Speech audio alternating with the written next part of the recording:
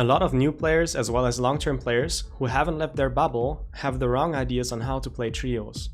I made this video specifically to correct that and help you streamline your trio strategy. The general strategy in the early game is to spend the first life on a gold zone hot drop to get as much loot and kills as possible and snowball into a state in which you're unkillable and likely to get many points even if you don't do anything but survive for the rest of the game. If you succeed in killing everyone in the hot drop, you actively hunt for other teams and try to get kills until your ghost runs out. If you die in the hot drop, you almost never revive in the same spot you died. Even if you think there is a decent chance you can win, it is probably not worth it because dying early will make you lose a lot more rating than killing the team that killed you, and winning the lobby can possibly gain you. Instead, you move to an isolated location with no players in it and you try to loot up safely. In the mid-game, you want to be mindful of the position of Morus Blessings and contest for them whenever they are close and you're in a good state.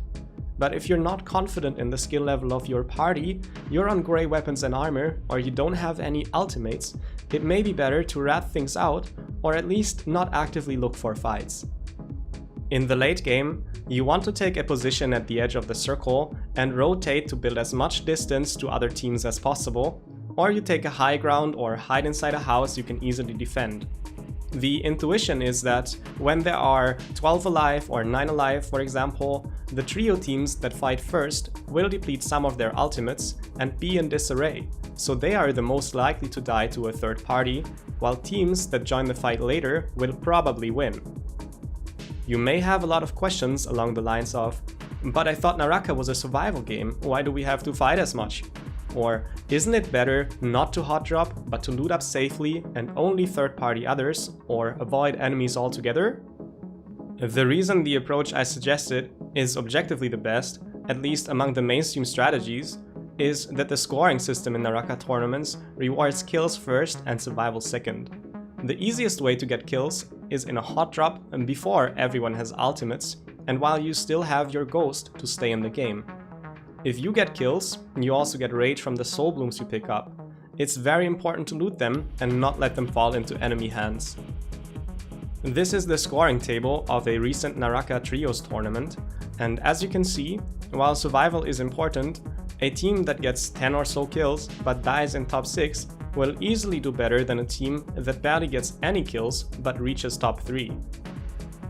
While the exact formula of how the rating system calculates score in ranked trios is unknown, I believe it is similar to how tournaments work. And even if it is not, it is generally a good idea to play ranked the same way some of the best players in the community play tournaments, so you may one day become one of them.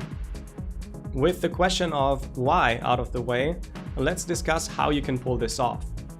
In the preparation stage of the game, your team captain should choose a hot drop gold zone with many players in it. However, if most enemies switch to another gold zone, be ready to switch spawns at the last second as well. The team members are set to follow to make sure nobody gets split from the team. One of the team members should be tasked with memorizing where other teams spawn and brief the rest of the team about enemies and their surroundings. In addition, look for good isolated spots with no teams in them, as well as unspawnable areas. You want to revive in these isolated spots in case you die in the hot drop. You can take a screenshot of the map in the preparation stage so you don't have to remember at all.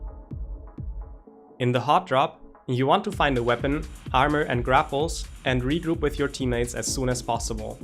If you find any extras, mark or bring them for your teammates.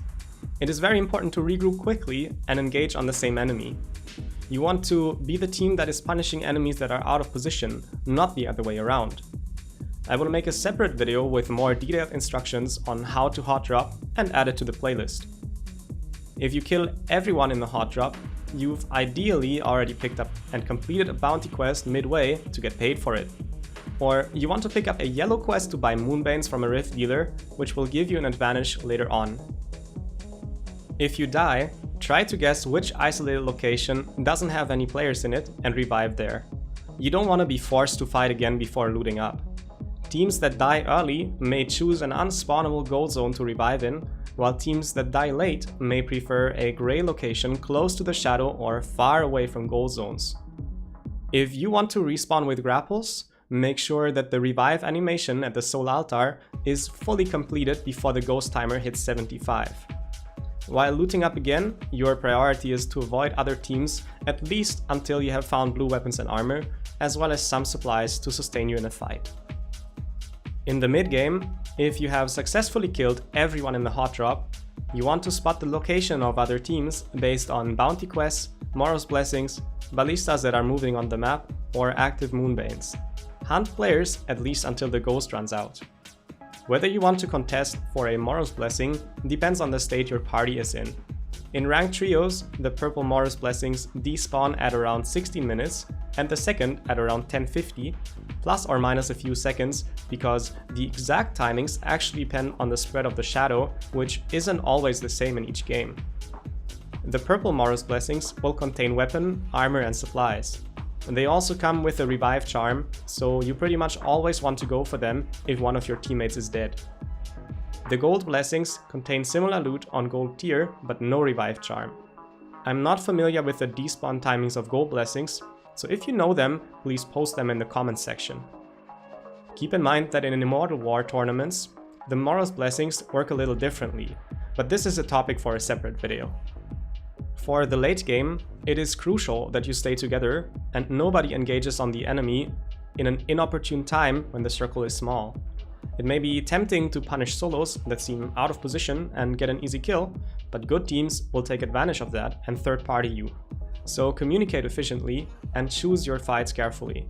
If you don't have ultimates, you can farm rage using ranged weapons or getting shot. But you should respect teams that have strong ranged weapons and soul jades, since they can force a fight if one of your teammates gets shot to low HP. In the final circle, stuff is very messy, especially when it's a Moonbane lobby or a tournament. For the most part, you want to damage enemies that are in the shadow to outlast them and loot their soul blooms to survive longer. Ordinary healing in the shadow doesn't work anymore, but characters with an extra HP pool, such as Joe-shan, Tianhai and Valda, can pull a few stunts. Especially when there are lots of people alive in the final circle, it's very important to get the best placement possible. In a tournament, this gets you extra placement points and score multipliers, while in a ranked match, you get more rating, better stats, and you can avoid a draw at the very least.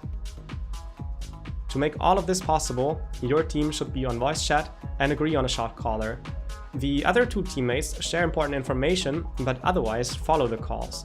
If a bad call is made, you should still follow it and you can discuss things after the game. In my experience, it's more dangerous to split up than to follow a bad call together. And this is it for this video. I hope you enjoyed, and if you have any questions, put them into the comments section. See you in the next video.